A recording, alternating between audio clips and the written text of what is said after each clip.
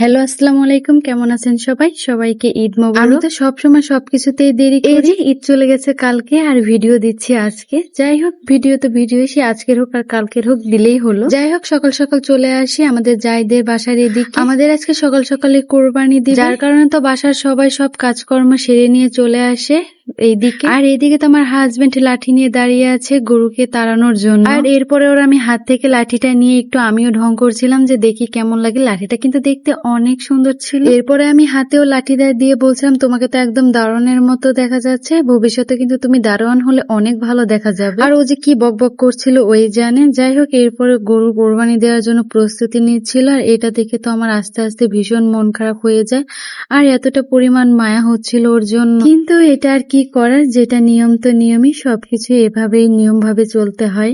তো এগুলো আমি আর দেখতে পারছিলাম না, যার কারণে আমি ওইখান থেকে চলে আসি। আর এসে দেখি যে আমার শাশুড়ি আম্মা সেমাই রান্না করছে। এরপরে আমি রুমে চলে যাই, গিয়ে দেখি যে আমার বড় ননদ খাসির মাংস রান্না করছে। সবাই তো কাজে ব্যস্ত আছে আর আমি এই দেখতে 420 মতো ঘুরে বেড়াচ্ছি। আপু তো আমাকে দেখে অনেক রাগ করছিল যে এত বেলা হয়ে গেছে এখনো কেন আমি গোসল করিনি। এরপরে আমি গোসল করার জন্য চলে আসি। তো আসার পরে আমি ডিসাইড করছিলাম যে আসলে আমি কোনটা পরে ভাবলাম যে যেহেতু আজকে কোথাও বের হবো না, এর জন্য গর্জিয়াস কোনো জামা আমি পরবো না, এর জন্য সিম্পলের মধ্যে একটা জামা আমি বেছে নেই। আর এই জামাটা কিন্তু আমার বড় ননদ আমাকে গিফট করেছে। জামাটা কিন্তু অনেক সফট আর এতটা পাতলা, পরে অনেক শান্তি। আমার কাছে কিন্তু জামাটা অনেক পছন্দ হয়েছে। আর যেহেতু আপু পছন্দ করে আমার জামাটা গিফট করেছে, তার দেয়া জামাটা আজকে না পরলে কেমন দেখা যায়। তো আমি চটপট করে রেডি হয়ে নিই। আর আমি রেডি হচ্ছিলাম আর আরাপের আবু বলছিল যে তোমাকে নিয়ে আজকে একটু ঘুরতে যাব। আমি তো ভাবতেই পারছিলাম না যে আজকে ও আমাকে নিয়ে কোথাও বের হবে, কারণ আজকে সবকিছু মিলিয়ে অনেক কাজ ছিল, অনেক ব্যস্ত ছিলাম আমরা সবাই, যার কারণে আজকে কোথাও বের হওয়াটা একদমই আমাদের জন্য পসিবল ছিল না। কিন্তু ও এতটা জোরাজোরি করছিল যে 20 মিনিটের জন্য হলেও তোমাকে নিয়ে একটু ঘুরে আসি। এরপরে ও আমাকে এই জায়গাটা নিয়ে আসে। জায়গাটা তো আমার অনেক পছন্দ হয় দেখ, কারণ জায়গাটা কিন্তু অনেক সুন্দর ছিল আর অনেকটা নিরিবিলি ছিল। আর এখানে এতটা পরিমাণ বাতাস ছিল, এখানে তো এসে আমার মনটা একদমই ভালো হয়ে যায়। ও আমাকে এভাবে ছোট ছোট সারপ্রাইজ গুলো দেয় আর এতে আমার কিন্তু ভালোই লাগে, আমার মনটাও ভালো হয়ে যায়। এরপরে আমি গাড়ি থেকে নিয়ে একটু সেলফি ভিডিও থেকে একটু ফুটেজ নিয়ে নিচ্ছিলাম। এইদিকে আমিও ভিডিও করছিলাম, ওই দেখে দেখি সে তার ছেলের সাথে ছবি তুলছিল, আমাকে কোনো পাত্তাই দিচ্ছিল। মাঝে মাঝে এমনটা করে যে আমাকে চেনেই না, কোনো পাত্তাই দেয় না, না দিল তাতে আমার ঘুরতে নিয়ে এসেছে এটাই অনেক। এরপরে আমি আরাপের বাবাকে বলি যে তুমি একটু আমার ভিডিও করে দাও আর একটু ছবিও তুলে দাও। আমি এরপরে একটা একটা করে পোস্ট করছিলাম আর একটু করে বলছিলাম যে ছবি কি তুলেছো।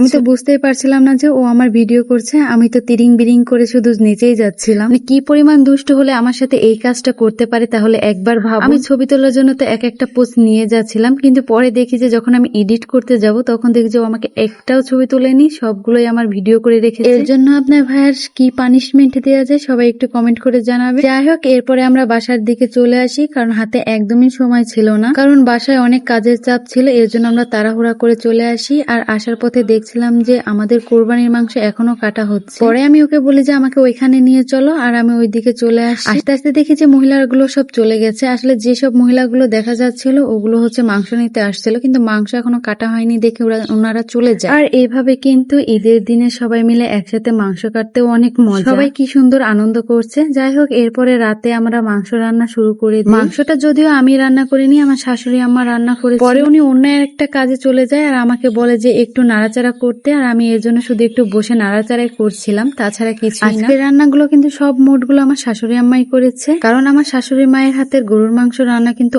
অনেক মজা হয়। তো আজকের ভিডিওটা কিন্তু এই পর্যন্ত। সবার কাছে কেমন লাগলো অবশ্যই জানাবেন, আর সবার ঈদের দিনটা কেমন কাটলো সেটাও জানাবেন। তো সবাই ভালো থাকবেন, সুস্থ থাকবেন আর আমাদের সবার জন্য দোয়া করবেন। আল্লাহ হাফেজ।